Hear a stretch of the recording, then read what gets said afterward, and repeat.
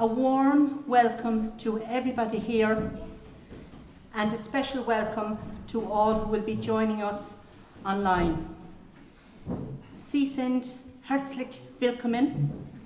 Ich freue mich sehr, Sie heute Abend hier begrüßen zu dürfen. Céad míle fáilte, 100,000 welcomes, or as we say in Achill, Séad a bheatha. This weekend is organised by the Achill Heinrich Böll Committee in conjunction with the German Embassy, the Goethe Institute, Mayo County Council and the Arts Council. I also wish to acknowledge funding that we have received from Mayo Day. It is my great privilege to welcome our guest, Mr. Christian Resch, Deputy Head of Mission of the German Embassy. A warm welcome is also extended to the delegates from the Heinrich Böll Stiftung and to Chloe Fagan, representing the Goethe Institute. A very special word of welcome is extended also to René Böll, the son of Heinrich Böll, René's wife Carmen, and their daughter Sumai. A special word of thanks is extended to Reverend Suzanne Cousins for the use of St. Thomas's Church and also for the use of St. Thomas's Hall. We fondly remember Reverend Maeve O'Herlihy, who is no longer with us and who extended such warm hospitality to us over the last number of years. May Maeve rest in peace. Our gratitude is extended to Victor and staff of Masterson's Bar Dugort for providing tonight's refreshments, and also to our hosts, Bridget and Keith. Thank you also to our guest speakers and to our hard-working committee, who for the past number of months have been involved in the organisation of this weekend's events. This great committee upholds the shared vision of working to enhance the legacy that Heinrich Böll left us here in Achill Island. The development of the residency for writers, artists and musicians is the seminal goal of the committee, alongside the important objective of fostering an appreciation for the arts here on our island. We uphold the ideals and ethos of Heinrich Böll as the philosophy underpinning this weekend's activities, and indeed all of our activities. In this way we give voice to his ideals, and we ensure that his ideals do not forever remain on paper alone, but they are personified as catalysts that inspire us into action for the benefit of others. 52 years ago in 1972, Heinrich Böll won the Nobel Prize for Literature, and 32 years ago in 1992, the Heinrich Böll Cottage in Dugort first opened its doors and has welcomed visual artists, writers and musicians from many places around the world since that time. I would like to invite any amongst you to visit the cottage tomorrow between 2 and 5 p.m. The Achill Heinrich Böll Association is a not-for-profit company with charitable status based here in Achill Island. This year, the association has branched out to embrace a very exciting and new concept. On Easter Saturday, we held a special gathering in the home of the renowned artist, the late Camille Souter, to launch and announce our proposal to purchase and refurbish the cottage in Dugort where Camille lived and worked. We are proposing to establish a funded artist residency in Camille's memory, where professional artists will be invited to live and work with financial support for a given period of time. The proposed residency will be operated by the Achill Heinrich Böll Association, who already have 32 years' experience in running a writers' and artists' residency at the Heinrich Böll Cottage in Dugort.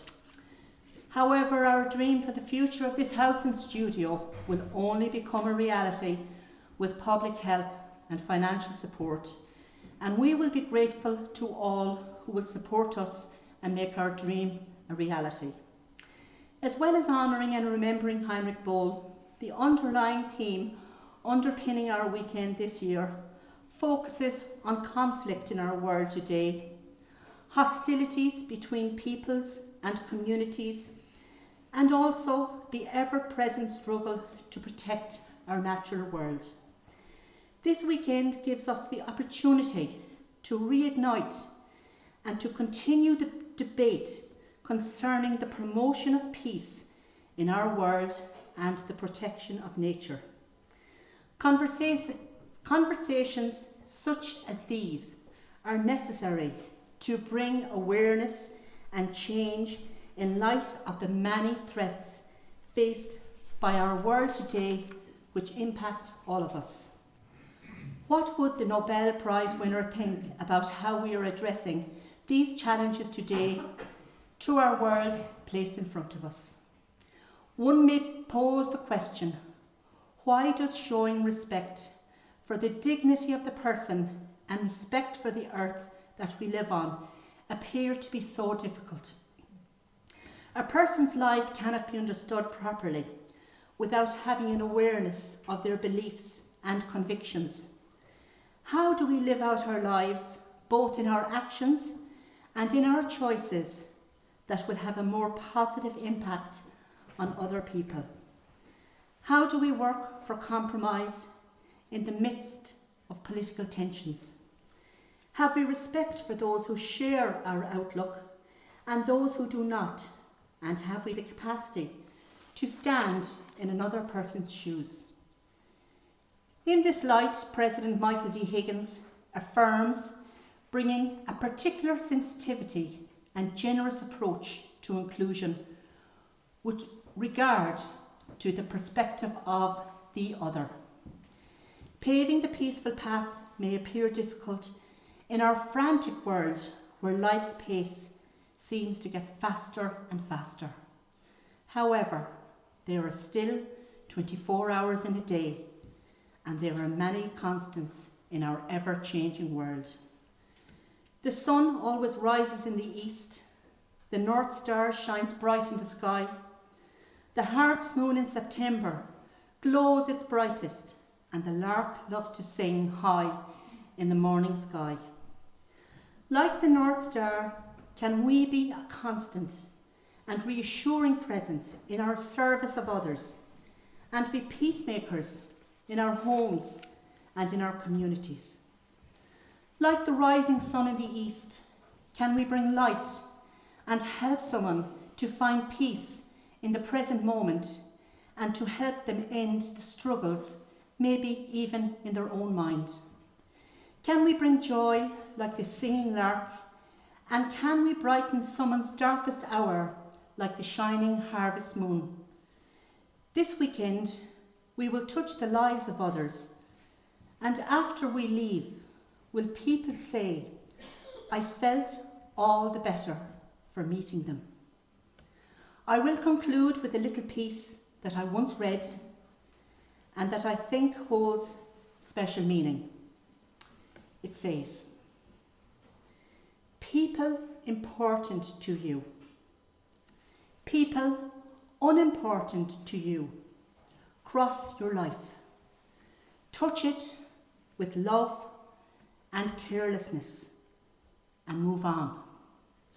There are people that leave you and you breathe a sigh of relief and you wonder why you ever came in contact with them.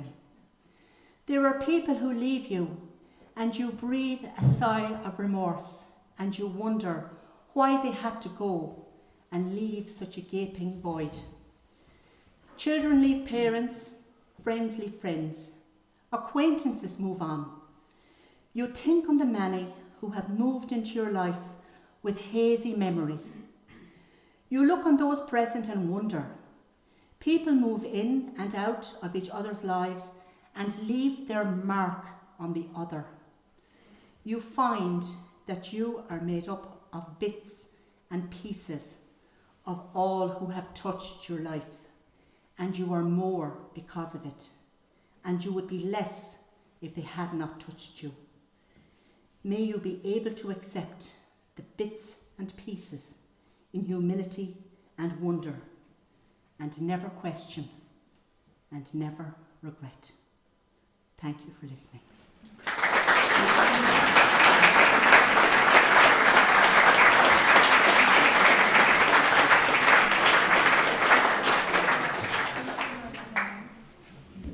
It is now my great pleasure to introduce to you Christian Resch, Deputy Head of Mission of the German Embassy. Christian is married and a father of 3 children. He studied political science, medieval and recent history, public, European and international law. His work portfolio includes working in international affairs, desk officer at Médecins Sans Frontières, Berlin, Germany, the German Foundation for World Population, Hanover, Germany, the German Federal Foreign Office, and the UN Development Programme, New York. In 2006, Christian entered the German Foreign Service Diplomatic Academy. He has also served as Deputy Ambassador to Somalia. Since August 2023, Christian holds the office of Deputy Head of Mission, German Embassy, Dublin. It is now my pleasure to invite Christian to perform the official opening of the Heinrich Böll Weekend 2024.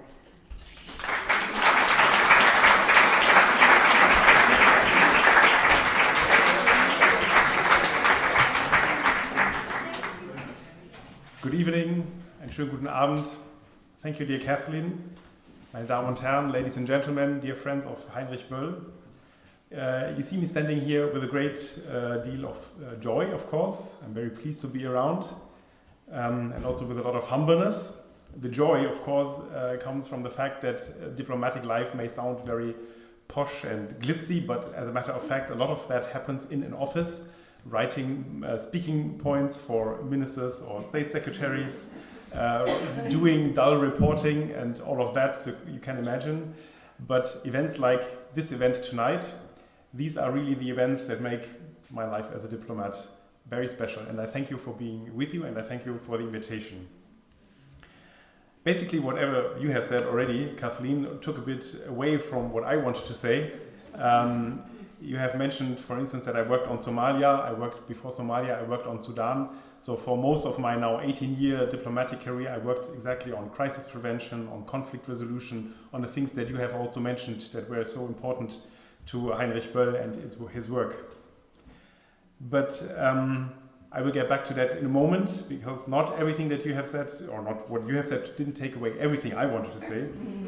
A little bit is left, and I will get back to that in a moment. But you also mentioned the questions around otherness, dealing with otherness in our lives, seeing people that are different and treating them with respect. When we came here with our 3 children in the car, we were discussing what would have taken a person like Heinrich Böll to a place like Achill Island. And the kids were thinking like, yeah, it's very beautiful, of course.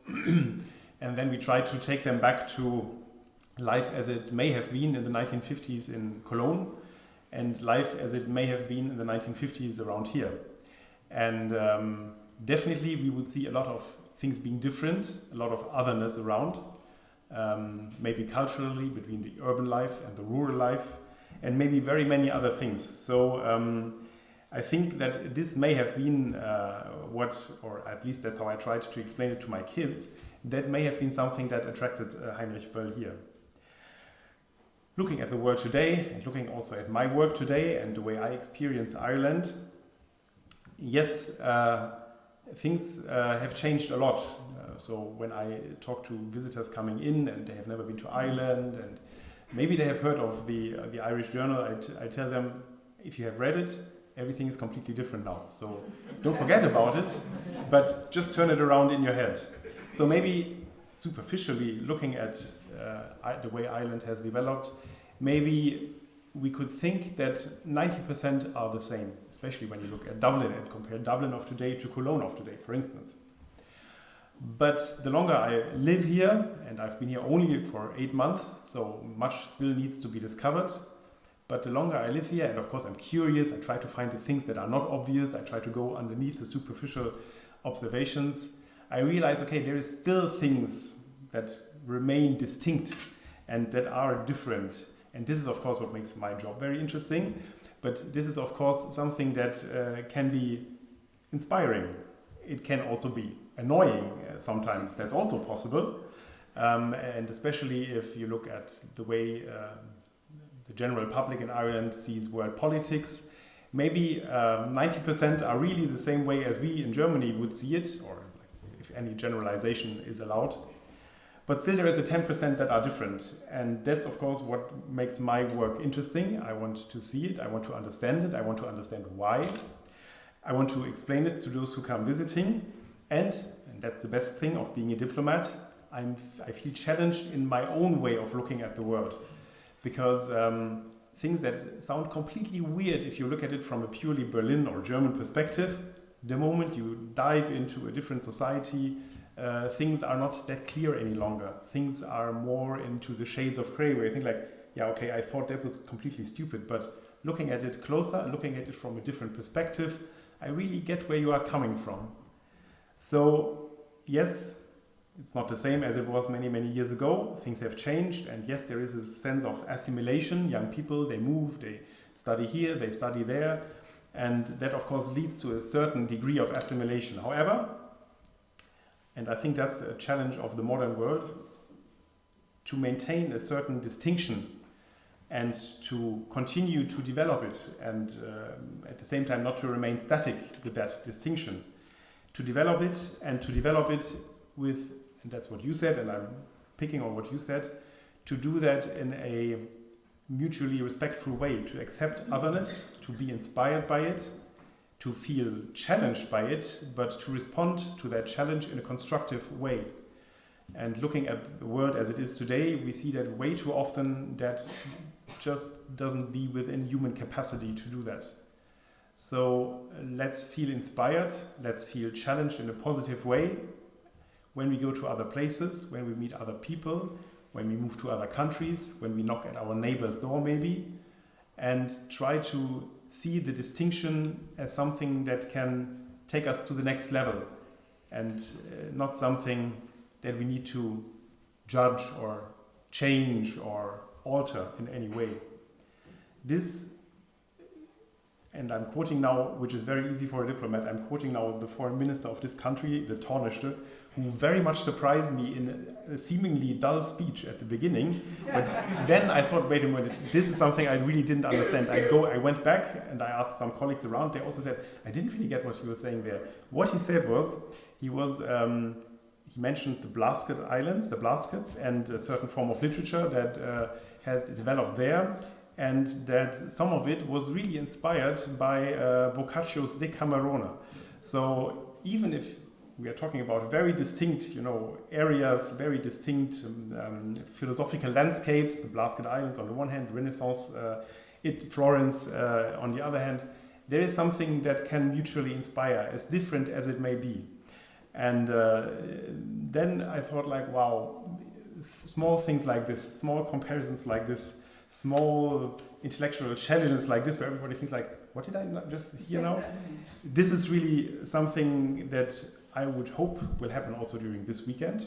And I'm pretty sure, because to whomever colleague I talked who has ever attended, like my current ambassador and the previous ambassador that many may remember still, Ms. Potzel, who was my boss in Berlin before I came here, that's what they all told me. You will love it, you will enjoy it, you will really take something out of it. And looking at your faces, I think that's the expectations you all do have, and some of you may have had already the experience of it before.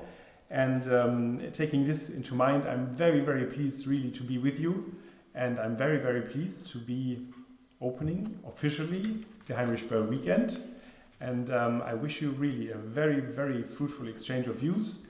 Feel inspired, feel challenged, and enjoy. Thank you very much.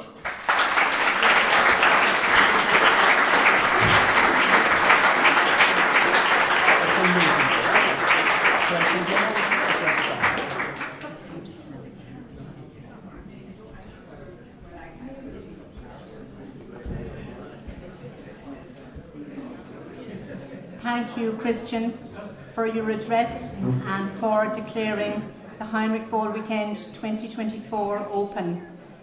And indeed, what you have said about accepting the person with no judgment, no change, no alteration, that indeed is the cornerstone of peace. I would now like to announce that 3 students from Colossia Pobl Acla are awarded prizes from the Achill Heinrich Böll Association for their essays titled "Can There Ever Be Peace in the World?" We thank all the pupils who submitted essays and congratulate the prize winners. The winners are Eleonora Rajadiri and Merit Pasternak in joint first place. So, congratulations. Thank you very much.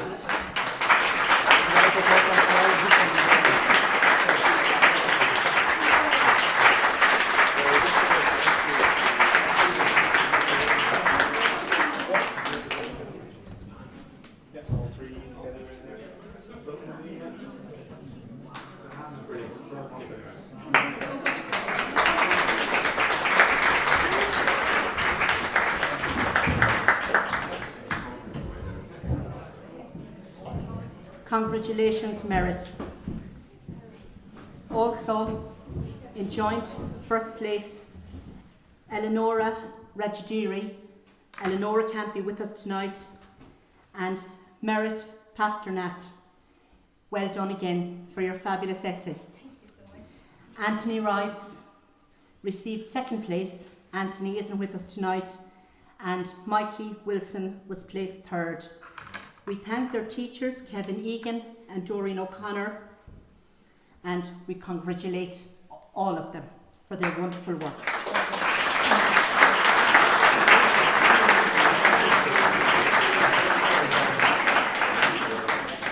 I would now like to invite our Vice Chairperson, Sheila McHugh, to introduce our next speaker, Anne Walsh Donnelly. Thank you, Kathleen. Anne Walsh Donnelly, originally from Carlow, now lives in Mayo, here in the west of Ireland. Anne writes poetry, prose and plays. She explores the rural Irish experience and is not afraid to take risks in her writing. She is the author of He Used to Be Me, published by New Island in 2024. The novel tells a story of Matt, a Mayo man who wanders the streets of Castlebar looking for claw marks.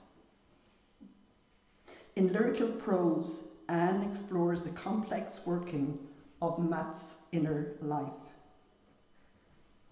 Poetry Ireland, in conjunction with Mayo Arts Office, appointed Anne as Poet Laureate for the town of Belmullet in 2021. Her poetry collection, Odd as Fuck, published by Fly on the Wall Poetry Press in 2021. They also published her poetry chapbook, The Woman with an Owl Tattoo, a poetic memoir of coming out journey in her 50s, and was awarded second prize in the International Poetry Book Awards in 2020. The Sunday Independent recently published a number of Anne's essays on grief after separation and on her struggle with mental illness. She was also recently interviewed on the Brendan O'Connor Sunday morning show on RTE Radio 1, where she spoke about her marriage separation and depression and coming out as a gay person in midlife. He Used to Be Me has been receiving very positive reviews, the latest being last Saturday's Irish Times.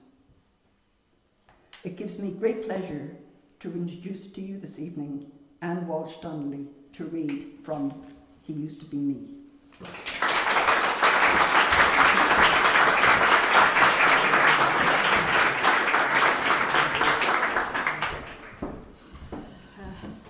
Thanks, Sheila.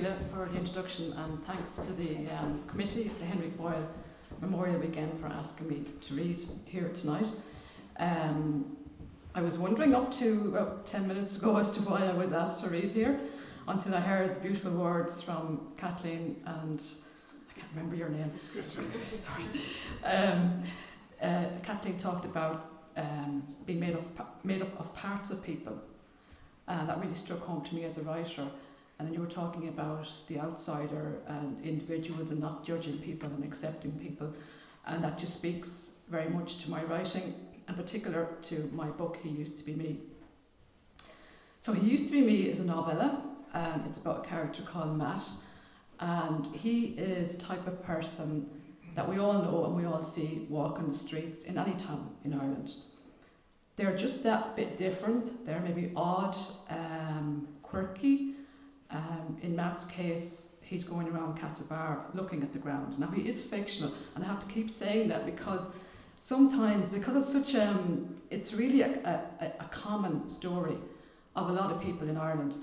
And I'm always worried in case people will come up to me and say, well, like, that's my uncle, or that's my, because it has happened to me before, not about Matt, but other things I've written.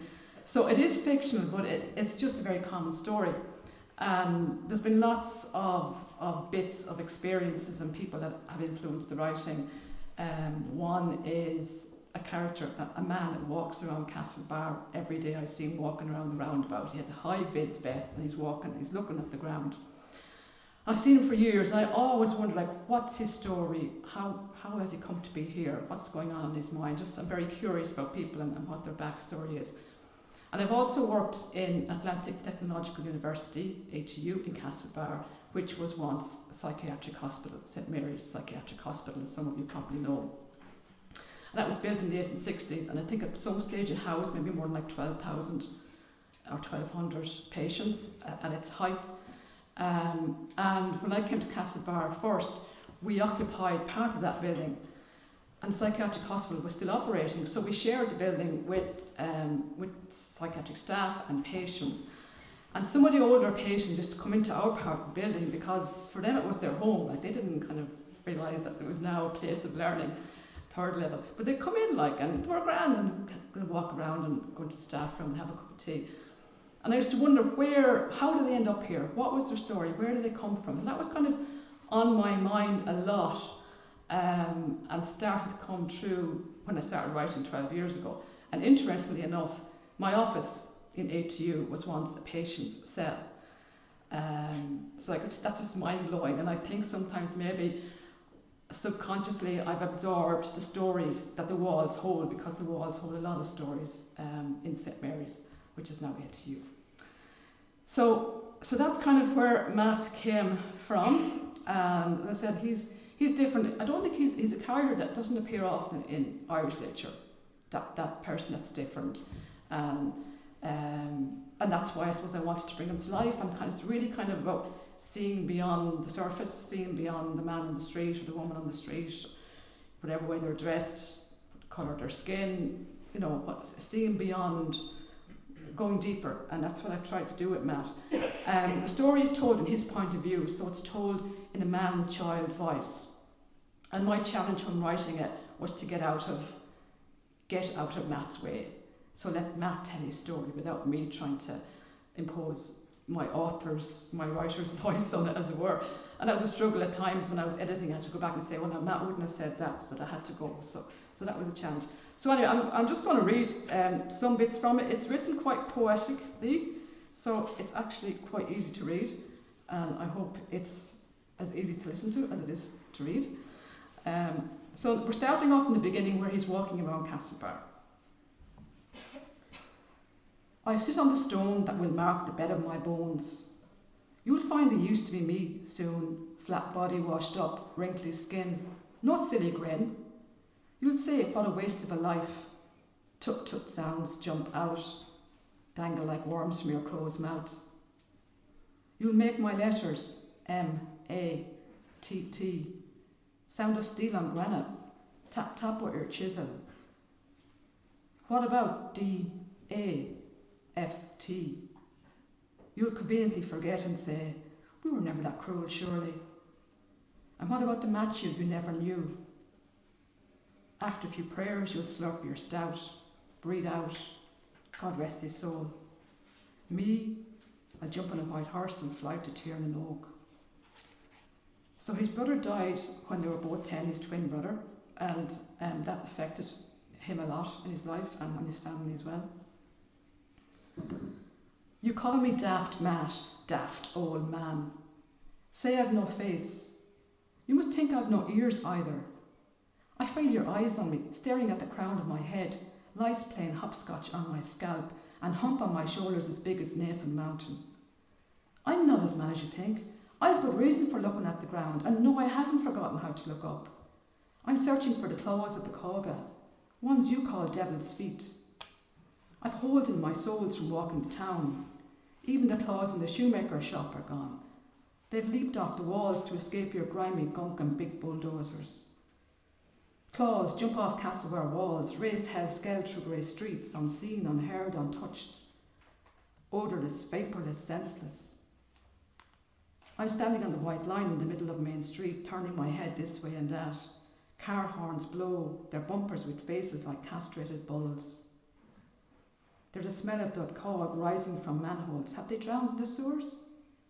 I hold my nose and jump from street to pavement. Steam rises, ghosty, frosty, breaths.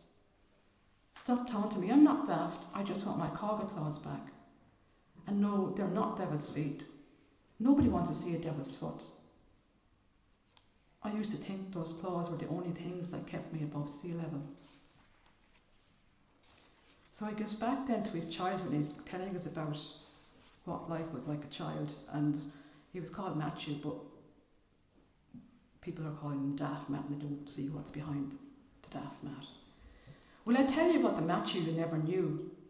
Half-wit, Dad used to call me. Mammy said it was 'cause the whiskey pickled his tongue and made his words all vinegary. I used to wonder what made his arms go wild when he'd wallop me with a hawthorn stick, after I'd go rambling and forget to close the gate and the cattle would go walk about. Mammy'd go hunting for me, he'd go hunting for them. She'd find me, dangling from the branch of the oak tree in the middle of the top field, making monkey sounds. I wanted to live in a jungle, have a gorilla for a daddy, 'cause they'd surely be kinder than him. Evenings when Daddy was in the pub and I'd be jumping on my bed, pretending to be an angel bouncing in the clouds at Owen Paul. Mammy'd bring me downstairs and make me a mug of hot milk. We'd snuggle by the fire and listen to the new radio she bought out of the money Grandad left her when he died. One night it was Halloween, and the man on the radio was talking about witches on broomsticks, flying across the moon, and I asked Mammy if the witches would find Owen Paul and bring him home so I could be whole again. She looked out the kitchen window at the black sky and said in a baby goat's voice, "You're perfect the way you are." What about the half that should have lived? Daddy'd bellow when his stomach was full of stout. The day I turned 18 was the last time Daddy called me half-wit. I grabbed his shotgun from the top of the dresser, pointed it at him, my hands all sweaty and shaky. The rashes on the frying pan hissed and burned and sent smelly smoke to the rafters and made me sneeze. Mammy skittered around the kitchen like a chicken escaping a butcher's knife. Her squawking made me drop the gun to the flagstones.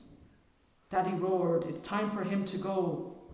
"No," Mammy said, over my dead body. And unfortunately, that's what happened. His mother passed away when he was 18. Before that happened, his brother died, unfortunately. And this is just a bit about the aftermath of that death. After Owen Paul died, everything else did too. The runt of a lamb that we had in the tea chest beside the fire since Easter Sunday died the night Owen Paul lay in a wooden box in the parlour. Miss Piggy rolled over in the sty in her sleep and killed 3 of her bonhams. Blight turned potatoes to mush. The apples in the orchard fell off the trees in July. Mulligan's goats broke in. They gobbled all the crabs before me and Mammy could rescue them. The milk in the churns turned sour overnight. Mammy said it was Daddy's fault for staying in the pub for so long. Daddy said it was Mammy's nagging that was the cause. A stone in the top field broke the blade of the haymower. Daddy threw a solid turf at me. I was supposed to have picked up all the stones and thrown them in the ditch. I wanted to throw a solid turf at myself, but I was too near my own body to do any great damage. So I ran to the old quarry, stood on a big rock, stared into the black water that smelt of green diesel. And I wondered if I jumped in, would everything else stop dying? I lifted one foot, leaned forward and whispered, "Hello, Owen Paul. Goodbye, Mammy." Then I felt something grab my jumper. It pulled me so hard I fell back and landed on my bum, and it cawed. And it told me that one son was enough for any mammy to lose. Playing can hurt when you've no one to play with, only yourself. Playing can hurt when your daddy wants a whole boy, not half a boy, that can't milk a cow without spilling their milk all over the place. Playing can hurt when your mammy calls you Owen Paul. And Owen Paul doesn't answer, and she cries, and you cry because you can't be him, you can only be you. And she says there's only one of you, and she loves you, only sometimes she forgets herself. And I promise I'll never forget myself, or herself, or Owen Paul's self. And she cries again. So after his mother passes away, he leaves home. He goes travelling around the world. He meets his wife in Singapore, and they get married in Bali. We married in Ubud, a little village in the middle of Valley. Harriet wore a white silk dress she had made in a tailor shop in Bangkok. I can't remember what I wore. We had banana pancakes for breakfast, and we asked the Bali book, who said he was a Hindu priest, to marry us. He said some peculiar words we didn't understand, but we said we do. And that was it, done and dusted in 5 minutes. No mass to have to sit through. And afterwards we ate vegetable curry off big green leaves and danced on the beach all night long.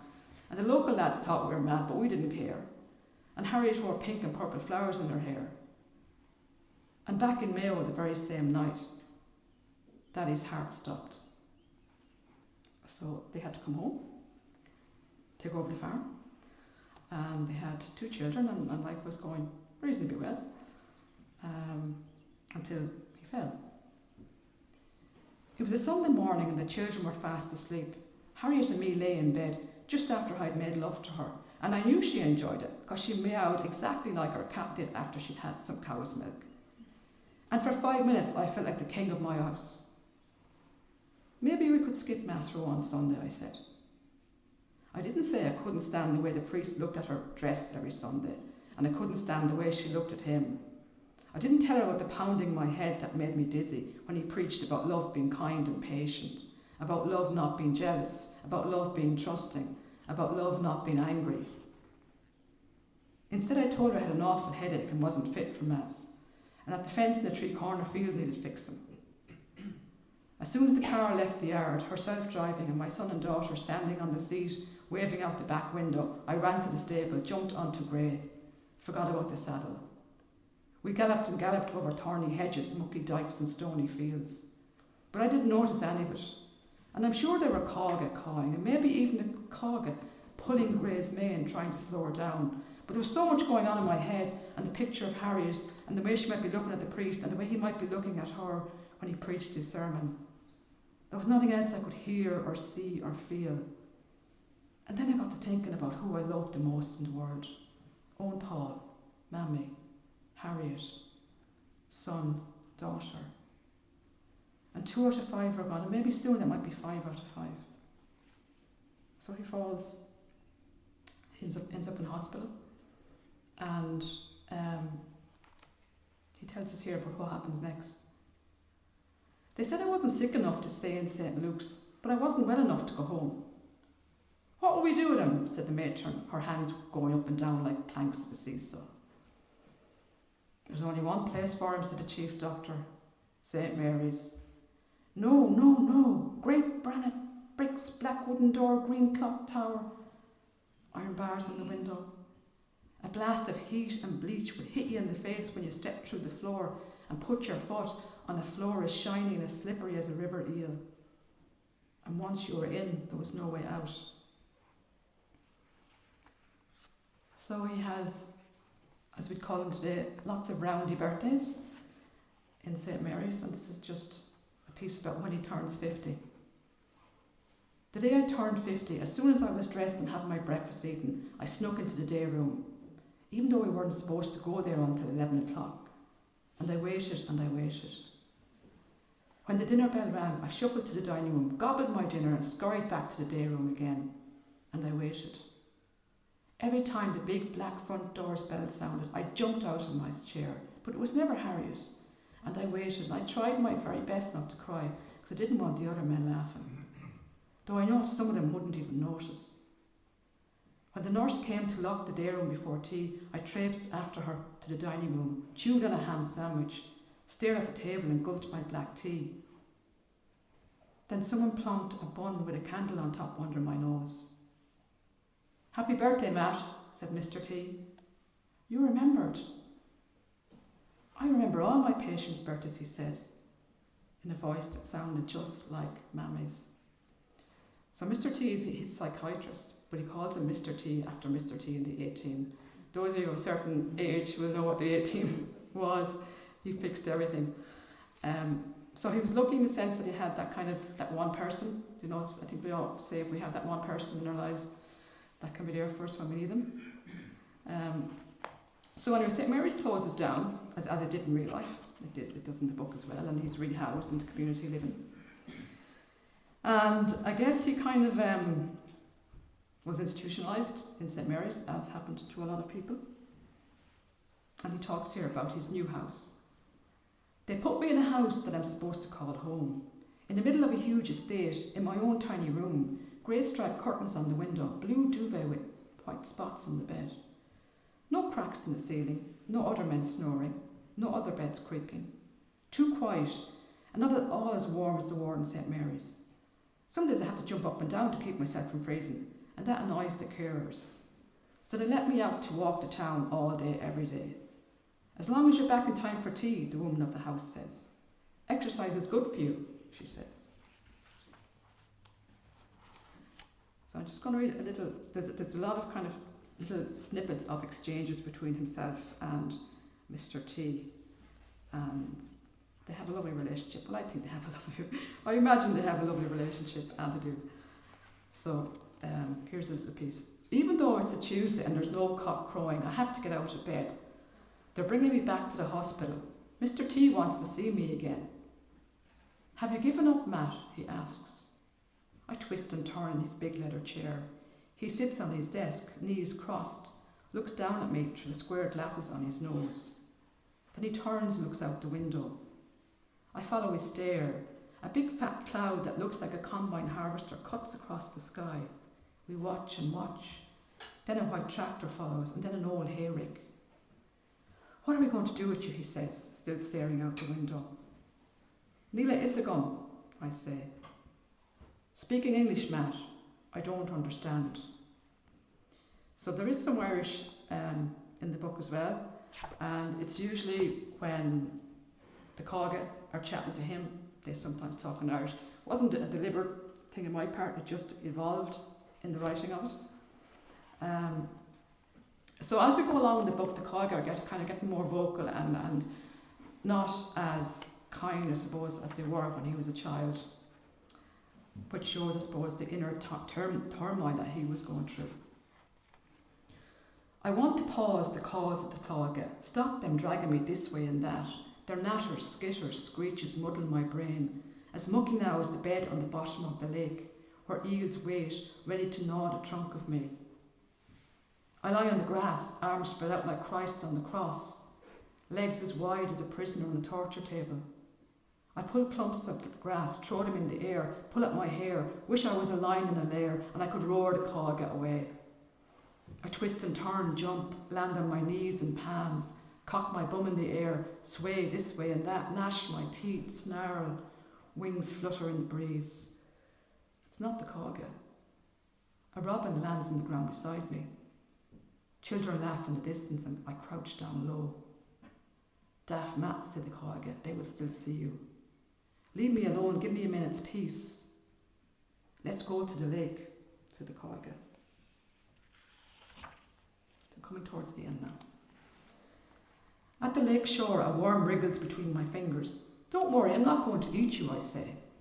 I had 5 sausages for breakfast, so there wouldn't be any room for him in my tummy, even if I could kill him. He stops wriggling. Or maybe he stopped because I squeezed my fingers. The little thing has gone limp. The lake growls like a pit bull. Thunder rumbles overhead like a tank on a battlefield. My head feels like it's going to be split by lightning. I look at the angry sky, hope hail will shred my skin, and I will disintegrate like a tissue, my fibres blown away until there's nothing left of me. And I won't have to jump. I stare across the lake to the clump of birch trees on the other side. They shake their branches and a gust of wind stripes them of their melon yellow leaves. I stare at the ground once more. The snort and stump of what sounds like a horse makes me look up. A grey mare stands on the glassy face of the lake. She shakes her head. Trup trup a coupling. The hail stops. The mare plods towards the bank until she's standing right in front of me and lowers her head. Her nose touches mine. There's a boy with straw hair sitting on her back, spear in one hand, shield in the other. I wonder where he's from. Tiernan O? Shh. Don't frighten him or he'll fall and turn into an old man just like me. I don't want an old man for a brother. I want the boy that was Owen Paul. I'd swap all the cog in the world just to have one last jump in the haystack with Owen Paul. And I'm throwing a load of letters in the air, and I really don't care where they will land or what letter will lie beside the other or what one will land under or on top of another. I'm looking up. Fuck the hump. The letters zigzag, go this way and that. Yes, Owen Paul, I'm looking up. I know it's not your birthday, but I'm still looking up. All the letters in my life, hiss and hump, bump. I'm looking up and I'm not giving up. Now they're dancing and prancing. Ag dausa agus ag rinka. Like the deer the fina chase, they're falling and falling. Where will they land? What words will be born? What sentences will turn into snakes? What story will they make? How many letters are left in my life? Thank you.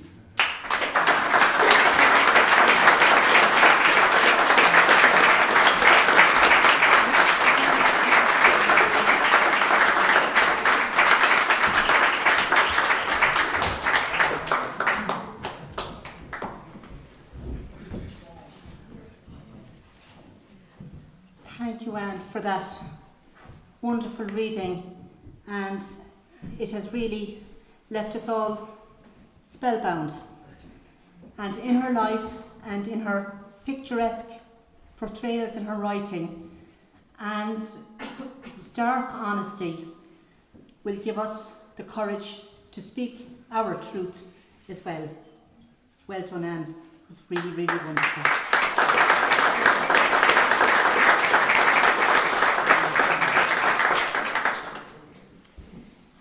Now it is my great pleasure to introduce our final guest speaker tonight, Lindsay Hilsum. Those amongst you who are viewers of Channel 4 News will be no strangers to Lindsay, who is the international editor of Channel 4 News. Lindsay will give a talk entitled The Bulwark of Freedom, Reporting Today's Wars. Lindsay has covered many conflicts, most recently Gaza and Ukraine, as well as Afghanistan, Iraq and Kosovo.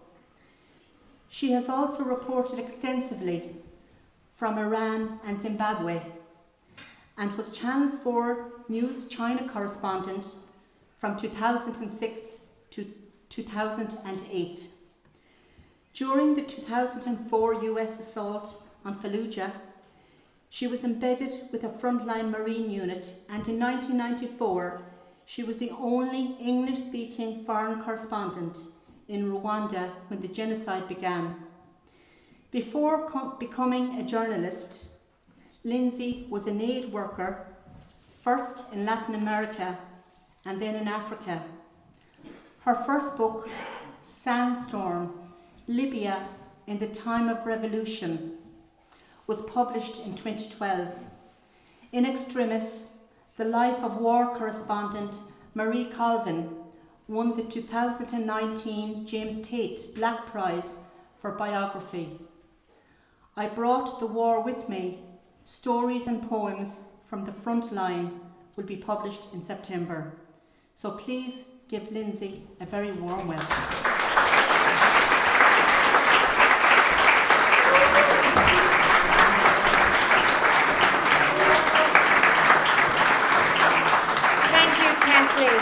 And thank you, all of you. They say that when you drown, your entire past life goes before you, don't you? It was a bit like that, listening to that. I was thinking, oh God, did I really do that? Oh, that was a long time ago. I'm so happy to be here on the beautiful island of Achill. I've been coming here for 15 years with my friend Rosemary McCreary, who lives near Newport. And I think every time I come, it gets more beautiful. It's wonderful. And I'm very grateful to you for inviting me to speak tonight.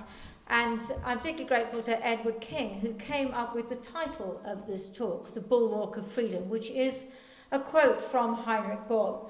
Because Heinrich Böll, what he felt the Bulwark of Freedom was freedom of speech, but more than that, freedom of the mind, freedom of thought. Now, I was just talking very briefly to Mairead here, who was the joint winner of the essay prize, and I asked her, what was your essay about? And she said, well, it's about how difficult it is to have peace when there's so much violence in the world. And I thought, maybe she should give this talk, because she's obviously got something to say on that. But I feel that this is really relevant, because the way things are at the moment, with so much polarisation of debate and of political views, it is very difficult to find peace. And it is also very difficult to have freedom of thought, because freedom of thought requires individuation. And if you constantly identify yourself with a group, I'm a woman, I'm trans, I'm Ukrainian, I'm Russian, I'm black, I'm white, whatever group it is, how difficult it becomes to get away from groupthink and to think as an individual and to reach out to somebody from another group and to compromise and to think, well, there's a different perspective on this. And that was something which you mentioned, Mr. Deputy Ambassador, aren't you? Not quite Ambassador, but soon Mr. Ambassador. This idea of compromise, this idea of reaching across divides. And that, to me, is all about freedom of thought, and then it has to be about writing. It has to be about freedom of speech as well, and that's, of course, what Heinrich Böll stood for, and that's what his books were about. It was about challenging. It was about not identifying with the group, and obviously he grew up under fascism, and he was forced to fight in a war he didn't believe in. And he had to do that, and so that ability to fight, to think differently, it's not easy, and most people don't do that. Now, the other week again, my friend Rosemary, who keeps getting a mention, she was in India, but she sent me a message. She's always full of facts, little factoids. She said, did you know, she said, it was the beginning of the Indian elections, that if we had the same number of TDs per head of population as India does members of parliament, there would only be 2. And we have 160. So I was thinking about, what am I going to say in this speech? And I was thinking, maybe the TDs are the bulwark of freedom. And I thought, well, to some extent they are. I'm a great believer, obviously, in democracy. And by the way, if my phone goes, it may be something, or the local election results in England, where I come from, so I may have to rush off and get that call. But then I thought, Ireland, what is it? And I wrote back, I said, I think you probably have more writers per head of population than almost anywhere else too. And I thought, yep, you do. And that is the bulwark of freedom as well. And, it's extraordinary, the reach of Irish writers. And I was thinking about the book that won the Booker Prize this year by Paul Lynch, Prophets Are, which I hope you've read, and if you haven't, you must. It's about what happens when fascism comes. It's about when you no longer have freedom of speech and you no longer have freedom of thought. And this is something that we don't want to think can happen in our societies. And yet it is happening. It's happening in America, it's happening in Britain. And we have to stop it. And the way we have to stop it is through thinking freely and writing freely. And that's why I think that that is an absolutely extraordinary book, and it's no coincidence that it comes out of this land of writers and of poets. Now, I, of course, am just a journalist. And I say just a journalist, but okay, it's all right to be a journalist. But I'm not, I'm not a poet, I'm not a novelist. But I think that all kinds of self-expression, whether it's filmmaking, podcasts, whatever it is all part of this same thing. It's all part of what Heinrich Böll believed in, freedom of expression, freedom of thought. Now, I mainly do war corresponding. And that is sort of by accident. I didn't set out to be a war correspondent. I don't actually think of myself as a war correspondent. I think of myself as a foreign correspondent. But as we know, in the last few years, we've had crisis after crisis. And so Afghanistan, Ukraine, Gaza, Sudan, where you served. I was just on the Chad-Sudan border talking to refugees who fled from Darfur. And 20 years ago, I was in Darfur, reporting on exactly the same. The particular people, the Marsalit people, being attacked and being raped and being forced from their villages and their villages being burned down by exactly the same people who used to be called the Janjaweed and are now called the Rapid Support Forces. It's very depressing when you see things coming round again and again. So I've ended up doing an awful lot of conflict because that's what happens in the world. Sometimes I think, you know what, particularly at the moment, I wouldn't blame anybody who turns the television off. Because it's quite difficult to watch sometimes, isn't it? I bet you sometimes turn it off, don't you? Because you just think, oh God, I can't face it anymore. I get that. We all have to have a break sometimes. But of course I think it's important, because I wouldn't do it if I didn't think it was important. Why is it important? Well, let's think about Ukraine. Well, Odessa isn't very far from Achill, is it, these days? You know, by the way, that Heinrich Böll served in the German army in both Crimea and Odessa, against his will, of course, during the Nazi occupation of Ukraine. But now you have so many Ukrainian refugees here, as we do in the UK, and it's really important that we understand why they are here. Because the fascists and the people who hate refugees and the people who have no understanding of what it is like to flee your home, what it is like to be invaded, what it is like to be occupied.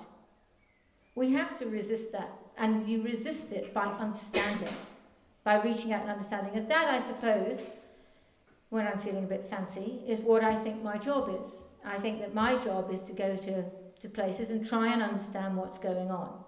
Now, like all journalists, my job is to, cut through the bullshit of politicians and military leaders and so on, to try and find out what's really going on, which I've succeeded in sometimes and not at other times. But it's also, and I think television is a particularly good medium for this, to try and show what it's like, to try and help people understand what the experience of war is like, whether you are somebody who is suffering from an air raid or whether you are somebody fighting in the trenches. Because that's the other extraordinary thing about Ukraine. It makes you think of World War I and the Somme, because, we have drone warfare, which we've never had before, right? We have all these advanced weapons. You know what it comes down to? One bunch of young men in a trench fighting another bunch of young men in a trench. In Europe today. So I'm going to show a story, which I did, which was from November, not this past year, but the previous year, which was from exactly one of those trenches. And the reason I wanted to do the story was to show what day-to-day life was like for Ukrainian soldiers living in the trenches. I got a little bit more than I was bargaining for. So can we show the story? In the freezing, muddy trenches of the Ukrainian front lines, the scenes are reminiscent of the First World War. A bitter fight for every inch of territory, with troops under almost constant fire. And the winter is already here. The Russians remain in control of the city of Donetsk in the illegally annexed Donbass region of eastern Ukraine.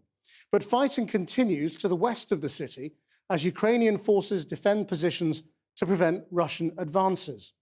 Our international editor, Lindsay Hilsum, travelled to the Ukrainian forward positions to the east of the strategic town of Krasnohorivka just a few kilometres west of Donetsk, and spent the day with the 79th Air Assault Brigade, who are digging in for a long, cold winter. She joins us now from the city of Kramatorsk, which has been hit repeatedly by Russian missiles in recent days. Lindsay.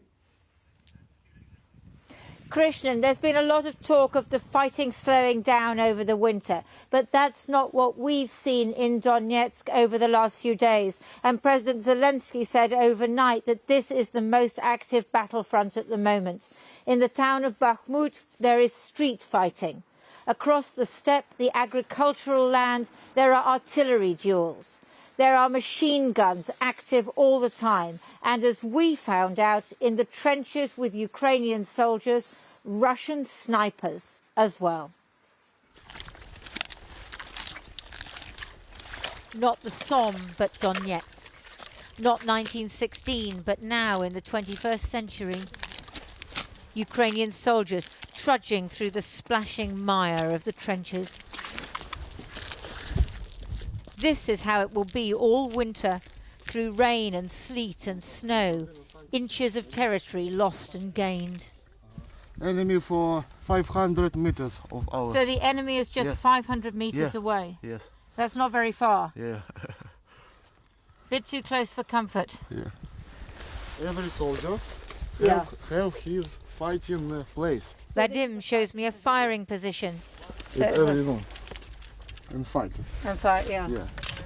If we have artillery fight for us, we have... The soldiers rotate every 2.5 hours and at times get barely any sleep. We have superpower. You have what's your Yeah. superpower? I'm Ukrainian. The commander leads us further into the warren. Треба зараз цей участок, воно до того копа, побистрій перебігти, тому що... And tells us we have to run across a stretch of open ground, left so tanks can pass between trenches. The trees have shed their leaves, so there's no cover.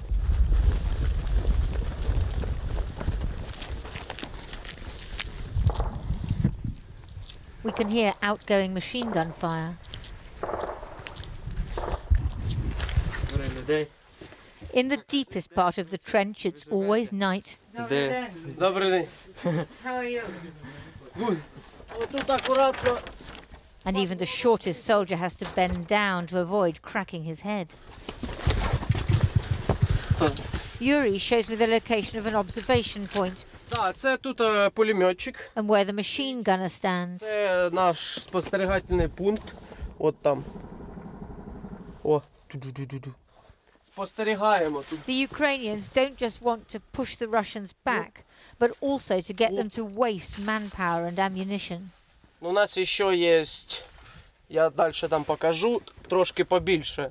Калібр 12,7. Ми його виносимо і та-та-та-та. І вони ще швидше замовкають при такому калібрі. By now, the outgoing fire was getting intense, and there was incoming too as we were trying to leave.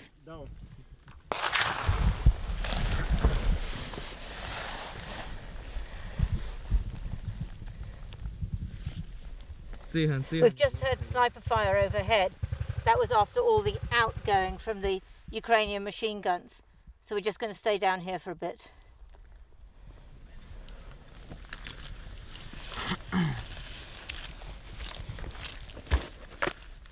Пасе. Він тільки що тут. А ну давай вліво тут, а накрий їх пулеметом, пожалуйста. І з ДШК може туди поработати. Коротше, тільки що йшов.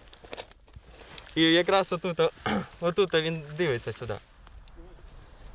So we wait. Listening.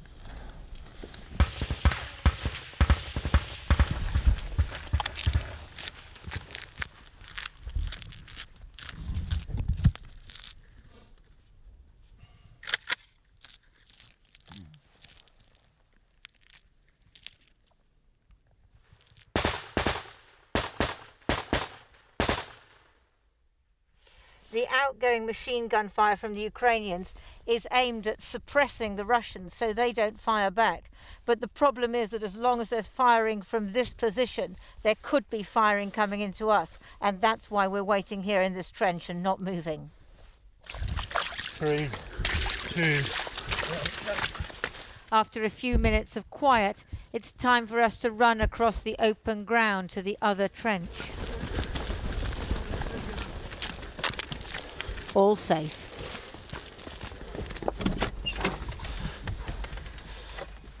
And now, down into the safety of the soldiers' sleeping quarters, which are warm and cosy, a necessity, not a luxury, because they need to keep kit dry.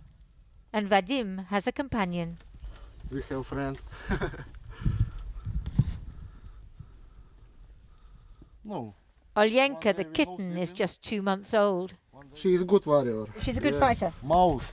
Oh, she gets the mice. Yeah, yes. Do you have a problem with Yes, mice in the yes. trench? No, our place in the field. Yeah. It's filled many mouse. And so, do you have a wife? Vadim thinks of the Netherlands, where he worked before the war, and of his girlfriend, who's in the Czech Republic. If we win, I stand in Ukraine, make a family. Yes. You'll make your life here. My children live in the freedom country. Life in Ukraine will be tough this winter, and nowhere tougher than the trenches of Donetsk. The risk is only too clear. But Ukrainian soldiers know why they're fighting and what they must endure to win. It's perfectly possible that this trench warfare is going to continue through the winter without either side making any notable advances. And you know, here in the background right now, even in Kramatorsk, I can hear the rumble of artillery. It's not clear how far away it is. Now, there's a NATO foreign ministers meeting tomorrow, and what they're going to concentrate on is the other threat, which is the Russians who are firing missiles at Ukraine's energy sector. That's the reason that so many towns in Ukraine don't have power, and some of them still don't have water. A lot of places they haven't managed to restore that yet. So what NATO countries are likely to do is provide more air defences, as well as generators and transformers, other things that will make civilians' lives just that little bit less difficult. I can't say easier over the winter. But even as that is going on, the men you saw in that report, Vadim, Yuri and others, are going to be in those trenches fighting. And so are the Russians. The Russians who are their equivalents, many of them conscripts, the poor bloody infantry. And their kit may be worse and they may have less discipline. And discipline is one of the things you need to survive a winter in the trenches. Now, in 2022, just as it was more than 100 years ago in another part of Europe.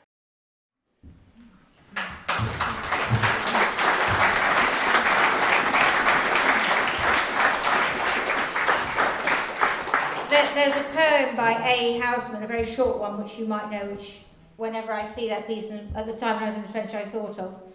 Here dead lie we, because we did not choose to live and shame the land from which we sprung. Life, to be sure, is nothing much to lose, but young men think it is, and we were young. And that, I think, is those Ukrainian soldiers. And the other thing, just watching that again, is talking about the infrastructure and the energy infrastructure, because at the moment the Russians are really pounding the energy infrastructure in the towns and cities of Ukraine, and there are lots of nights when there's no electricity at all, and life is really pretty difficult. It's getting more and more difficult. And the other thing about that, of course, is I talked about the Russian soldiers, but one of the most difficult things is we can't report from the Russian side because we can't get a visa. The Russians won't let foreign correspondents in. And that, for me, is a huge issue. It's a huge problem because I want to tell the story from both sides. I need to tell the story from both sides. Because many of those Russian conscripts, I don't know what they feel or what they think. I know from the Ukrainians I've talked to that they believe in the cause that they're fighting for because they were invaded. It was a war of aggression. What do the Russian soldiers feel and think? I just don't know. And that is a huge gap in our understanding. And that is increasingly a problem that we're facing as foreign correspondents. Why are we not in Gaza? We're not in Gaza because neither the Israeli nor the Egyptian governments will let foreign correspondents in. So when I go, I'm in Israel, I can't get to Gaza. Now, the work of Gazan journalists is absolutely extraordinary. You know how many Gazan journalists have been killed during this war? 97. Do you know how many journalists were killed in all of World War II? 69. In Vietnam, 63. And we're talking about 97 killed in Gaza in the last 7 months. Now, some of them happened to be in houses which happened to be bombed, and some of them appear to have been targeted. So sometimes people say to me, well, why do you need to be there as foreign correspondents? The Gazan journalists are doing a great job, and they are doing an amazing job. They're doing an extraordinary job. But they are pretty desperate for us to come in and provide them with some support, because a lot of the journalists in Gaza, they're living in tents. They're also just trying to survive.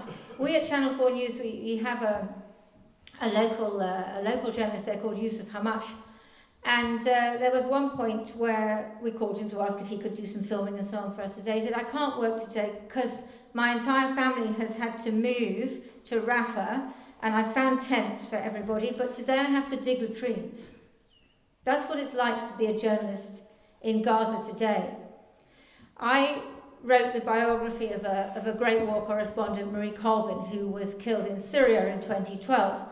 And after she was killed, her friends, Lise Doucette of the BBC, whose work you may be familiar with, Jane Wellesley and I started an organisation called the Marie Colvin Journalist Network. And we provide support to young women journalists in the Arab world. Now, I don't think that women journalists or female journalists in the West have any more problems than male journalists do, but in the Arab world it is quite difficult. Quite often families are against them being a journalist, or they have particular responsibilities. It's hard. We have 13 members in Gaza, and those 13 members, they're trying to keep their kids alive. That's what they're up to, and trying to work at the same time, and that is extraordinarily difficult. And likewise, mentioning Sudan again, there's a young journalist called Zainab there who I sort of mentor her. Not that she doesn't really need my mentoring, to be honest. But I'm always in touch with her. She's unbelievably brave. But she sent me a message the other day. She's in Omdurman, which there's still quite a lot of fighting there. And she sent me a message, and the question was, my parents are really worried about me. What do you think I should say to them? I have quite a lot of experience of one's friends and family being worried about one, but I've never actually worked out what you should say to them. I just said, well, I think maybe just don't tell them everything. What can you say? So these are the people who are coming up. Journalists who are reporting their own countries, Syrian journalists, unbelievably brave as well. But I still think that there is a role for foreign correspondents and for us to go in, because sometimes it is easier for us to communicate with our own audiences. Now, Heinrich Böll said that when he came here to Achill, he felt that he was playing truant from Europe. Oh God, I don't know where I'm playing truant from. I feel as I'm playing truant from Ukraine, from Gaza, from Sudan, from Afghanistan. It could drive me mad. I feel I'm playing truant from everywhere. Because being the kind of journalist I am, where you go in and out of different places, it's a bit like being a faithless lover. You go to one place and you do fall in love and you do really care about people. I loved Vadim. I thought Vadim was amazing. He was injured, by the way, but he then got sent to the west of Ukraine and is now training other soldiers. I don't know what happened to Alyenka the cat, don't ask me. But you do get very close to people and you do really care, and then you move on. And so you have that permanent guilt of having moved on, and that's one of the reasons I love going back to places, and I hope that I will be able to get back to Ukraine, because these places touch you and people touch you, and I feel that those connections are really important. And also, come back to something of what I was saying at the beginning, I don't like the kind of journalism that goes out and is like paint by numbers journalism, that you've gone out and you know what you think already, you've come to your conclusion, then you're finding the facts to fit it. I hope that every time I go out, my whole world will be turned upside down again, because I will find out something that I didn't know and I wasn't expecting. That doesn't always happen. And it doesn't mean you have no principles. But I do think that that kind of open-mindedness is really important, and to be able to think through things. So, for example, in Ukraine, there were some very right-wing fascist units, the Azov Brigade in 2014 in Ukraine. Now, they've been absorbed into the military, and they're no longer so fascist. They're not really fascist anymore, but they were at one point. And Ukrainians don't like you to talk about it. But you have to talk about it. Ukrainians don't like you to talk about the number of soldiers who are being killed. And they try and stop you reporting on that. But we found a method of doing it, which was we just went to graveyards and we looked and we found the graves of soldiers who had recently been killed. And they're easy, they're there and they've got the flags and they've got the names. And then we went round the town and found their mothers. The mothers want to talk about it. The mothers want to talk about their sons who've been killed. And so that's how we did the story. So even if it's a cause which and I am sympathetic to the Ukrainian cause, why wouldn't I be? It's a war of aggression against them. But I still try and get round the ways that the things that the Ukrainian government doesn't want me to report. I still try not to get into the groupthink. I try to do the things that are going to piss them off. Because that is the bulwark of freedom. That is what we are trying to do. And I think, it's important as a journalist not to go up yourself, not to think that you're too important. I can't say that anything I have ever done has changed the course of history. It really hasn't. But, light is better than darkness. And we do try our best. And that's why I think that there is value in what we do. I'm going to finish, and then there can be questions. I've written this book, which is it's a sort of mixture. It's a word book.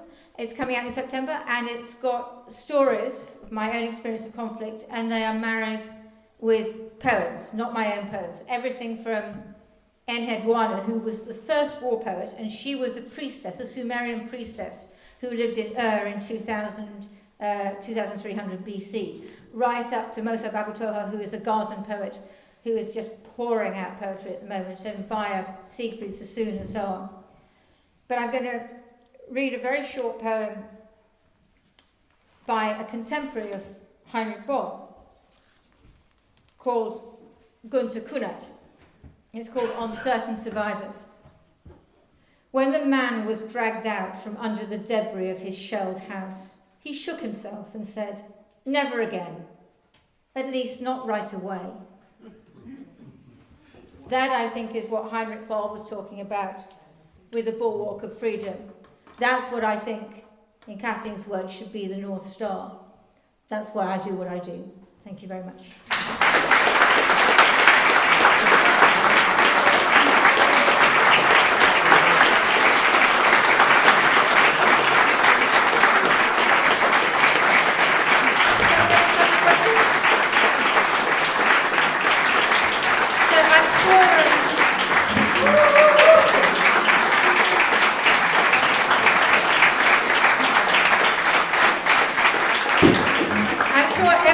Desperate to get to the bar. We are in a church hall, and I noticed that somebody has turned my water into wine. But if you have got a couple of questions, I'm happy to take them. Oh, look, we have, yes, lady here. Thank you very much. I really enjoyed your talk tonight. Good.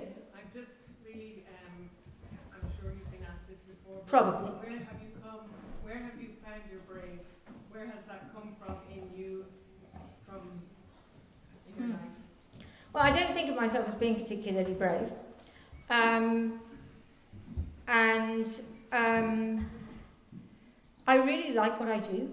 I want to be where history is happening. I can't stand the idea of it watching it on the television and someone else is there. I want to be there, and I want to tell those stories. And I think that in conflict, it's a cliche, right? You see the best of people and the worst of people. And I find that incredibly exciting and stimulating. So that is really what drives me on, as well as what I believe about the importance of telling these stories. And so that's really what drives me on. And when I'm in a bit of a dodgy situation, I do, I get icy calm. I get very calm. I do not panic. And also I work in teams. So I work with a producer and a camera operator and sometimes a security guy. Oh, I know, I'll tell you something about that story. It's a secret. I know you won't tell anyone else. You know the bit where we're running across the open ground? That's not me, because I was wearing this coat and I look like a penguin when I run. And I said to the cameraman, there is no bloody way you're going to have that picture of me waddling across like this. And so that is him, the cameraman and the producer. It's a point of view camera, so it's not actually me. But I don't think that's cheating. The other thing which I should tell you about that piece is there's a kind of pregnant pause before the first piece to camera, which you might think was very meaningful. Actually, what happened was because we sort of slid down, and I think, oh shit, I'm completely covered in mud on my bum. And then I was thinking, oh God, I wonder how long we're going to have to wait here. It's going to get very cold, isn't it? And then I looked and the camera was looking at me. I thought, oh. And then there was the producer, Rob, doing the sign of the Muppets like this. And I thought, oh shit, I've got to do a piece to camera. Boom. So then I thought of something to say. But anyway, it wasn't a meaningful pause. It was a mud on the bum pause. Any other questions? Yeah, Edward. I'd like to thank you, Lindsay, for coming to our group and playing truant like Heinrich Böll did. Because, as you say, the British elections are in full swing, or at least the local elections, and Labour are obviously giving the Tories a hammering, and you'd love to be there, wouldn't you? I can manage without British politics. Anyway, a question just to ask about bravery, and you are incredibly courageous, but you must have seen awful, horrendous things. And your colleague Fergal Keane suffered a lot from post-traumatic stress disorder, PTSD. And how do you cope with that? And do you have debriefings afterwards? Yeah. Fergal, I love Fergal. Fergal's a good friend. He's all feeling. I'm very fond of him. Look, I would say that pain is not the same as trauma. And I think that all of us who do this kind of work suffer pain. And we see things which are pretty horrible. But I don't know what it is that makes some people who do this kind of job more prone to being traumatized than others. There's no question that my friend Marie Colvin, suffered from PTSD.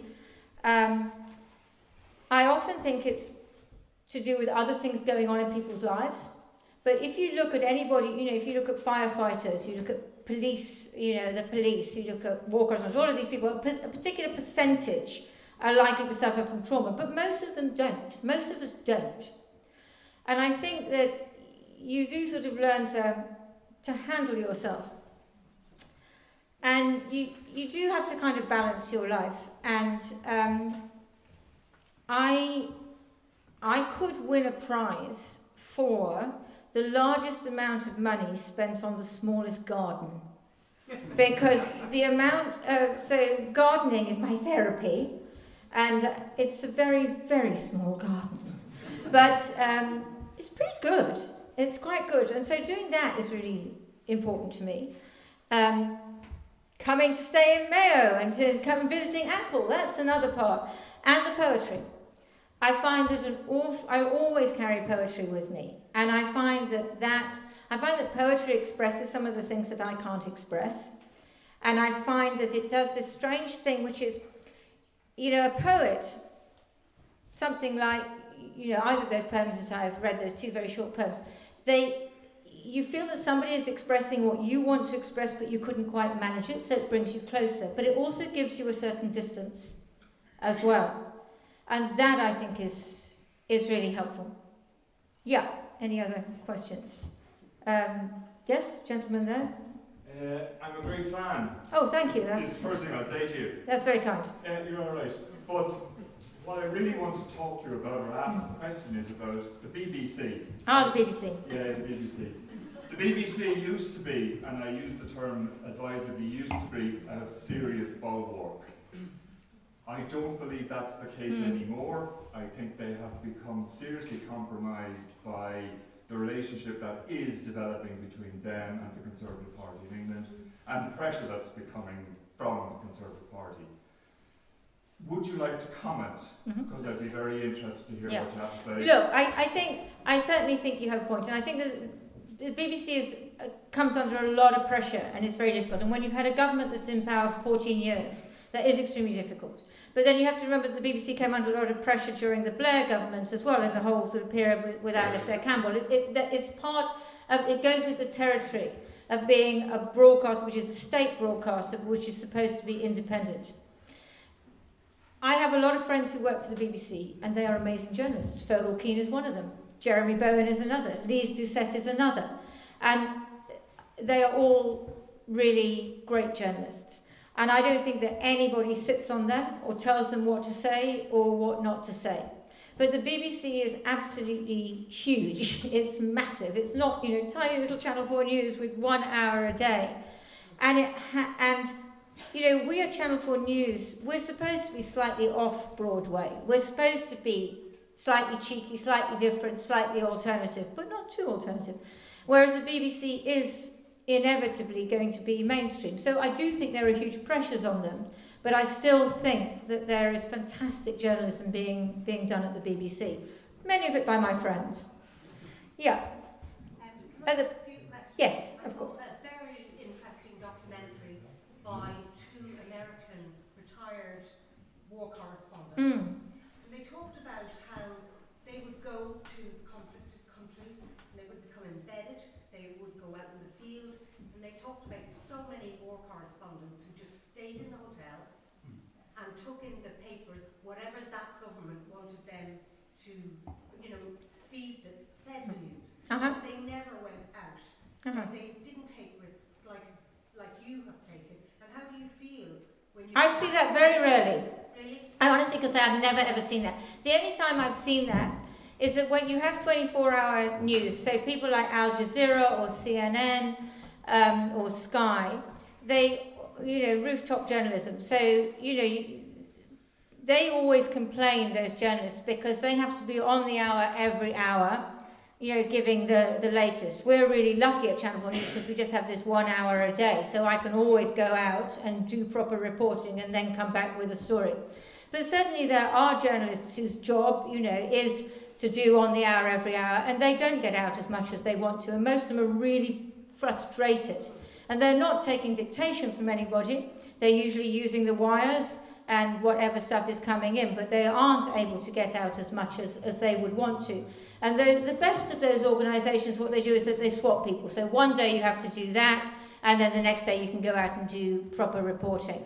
But I honestly think that most of my colleagues or the people I know, they want to be out there as much as they can. Now, sometimes, of course, you can't, because sometimes it's too dangerous. And so sometimes you do get stuck in the hotel. I've certainly had times when I've been stuck in the hotel because I remember one occasion, it was in Kinshasa. We were all standing at the edge of the hotel and there was a lot of racket going on of bullets and things. And then various people, let me phrase this, various blokes, they would say, who want to sound like they know what they're doing, said, "Oh, it's absolutely fine, it's all outgoing." And somebody else goes, "Oh, no, I think it's incoming." So we should. Anyway, then somebody who actually knew what they were talking about said, "We're in a built-up area. The sound of the bullets is ricocheting off the buildings, so we can't tell if it's incoming or outgoing. So I don't think we should go out." And I thought, I'm going to follow that bloke. And so that is sometimes what happens. Yeah. Anybody else? Yes, there's a gentleman in blue at the back. Oh, I know that gentleman in blue at the back. David. I just thought that was an indication of the sort of eternal conundrum of society, modern society. Ah, the eternal conundrum of modern society. Is that the next talk? You started off your great talk going with the crowd, you know, or standing out, the bulwark of freedom. So the BBC, we were just talking about them, who represent the states, the nationalism, you know, we get the inevitable kind of careering towards nationalism, which we had, 80 years ago, 90 years ago. But it's inevitable. So little Channel 4 News can actually be a bit cheeky and say a few individual things, but the BBC is bound to reflect a kind of, overall view. Yeah, I think there's some truth in that, but I don't think that means that there isn't good journalism within the BBC. No. Because there's really good journalism within the BBC. And the government gets much more pissed off when the BBC does something that uncovers corruption or whatever than it does when we do. Because when we do, it's Channel 4 News, what do you expect? But there's still amazing journalism going on within the BBC, and that's, that's pretty difficult because they come under much more pressure than we do. Any more questions before the bar? No? Are we done? What a joyous thing to be here. Thank you very much.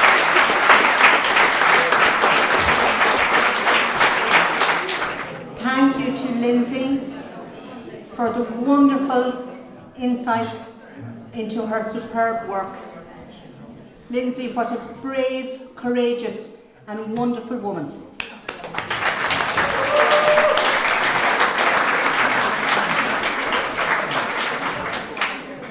And indeed, the concepts that Lindy alluded to, freedom of speech, freedom of thought and self-expression, all underpin Heinrich Böll's ideals. Now this brings an end to the formal part of our evening's activities. Tomorrow morning at 10 o'clock, backed by popular demand, our guided walk in the landscape is with Micheál O'Brien. Micheál will take us on a walk to Shrughalloch between the valley and Duniver. This is one of the most important wetland habitats and best places for wetlife in Achill. Through Micheál's wildlife photography, along with his other work, he aims to celebrate, promote awareness of and appreciation for this wonderful part of Europe's national heritage. We are asked to meet at the old quarry car park beside the lake on the road to the Valley Pier. And that's Achill directions if we ever heard them. Participants may bring binoculars and are asked to wear safe footwear and bring appropriate rainwear because we could get 4 seasons in 1 hour, not alone 1 day in Achill. Michael suggested that you might like to download the Merlin Bird Identification app, and he sent us a little message today, and he said there's good news from the protected nesting site for lapwing in the valley this week. The first nest, probably for several years, has hatched out 4 chicks.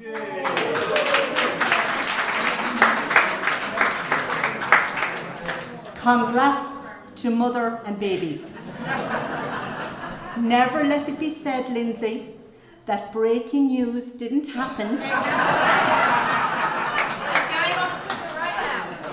on the 3rd of May 2024 in St. Thomas's Hall in Dugort. Now I'd like to invite you all to Masterson's Bar in Dugort to conclude our evening's entertainment with some light refreshments that Victor and his staff have prepared for us. Thank you all for making this such a special and memorable evening. Thank you.